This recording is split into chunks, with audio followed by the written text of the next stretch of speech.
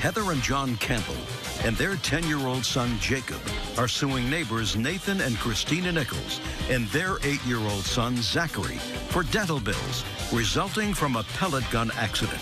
Mr. and Mrs. Campbell, this is your son, and you are 10 years old? Yes. And Mr. and Mrs. Nichols, your son is 8 years old. That's correct. And it is your claim that your son was injured while playing with the defendant's little boy when the defendant's little boy had a pellet gun. That? It is. Let me see it. And he was shot in the mouth with the pellet gun. Yes. And his tooth was damaged, and you want the defendants to take care of the dental bills. Yes. And Mr. Nichols, you say that this happened because the Campbell's little boy was playing roughhouse with your little boy. They were playing, and he had him in a chokehold, and the gun went off. That's correct. Who cares? Who bought the gun? I did. You're responsible. You're an idiot enough to let your child play with something that is capable of causing damage to another child. Didn't go in his mouth, maybe it would go in his eye. If it didn't go in his eye, it would go in his ear. And you are foolish enough to think that this is an appropriate toy for an 8-year-old. You pay for the damage. Do you understand? No, Your Honor, I do not. Well, let me try to explain it to you slower. He's 10. He's 8. Would you give your 8-year-old child a gun to play with? If properly trained, I would. Then you're a moron. Then you're a moron.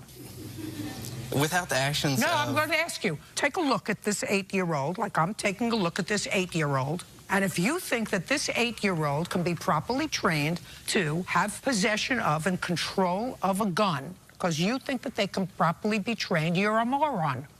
By Jacob's actions, he put my son and himself at You risk. bought the gun. I understand that. You will pay for the damage. Judge. Mr. Nichols, it's not the 10-year-old's fault, and it's not the 8-year-old's fault. It's the parents' fault, your fault. You put the weapon of potential injury in the hand of your child. And because he had custody of this, because you bought it for him, it's your fault. And if you don't understand it, I don't care. I can't say it any slower, and I can't say it any louder. And if you think that putting a more serious weapon in the hands of your 8-year-old is appropriate, look, you're an idiot. I can't do anything about it. How much is your dental bill? Just don't have any more children. Go. Okay. Just tell me what the dental bill is. We don't have it added up, Judge Judy. We have the bills here. $691. $691. That's all. Step out. This is mine. Parties are excused. You may step out. Judge Judy continues in a moment. And on the next Judge Judy. My wife called me after I got home from work.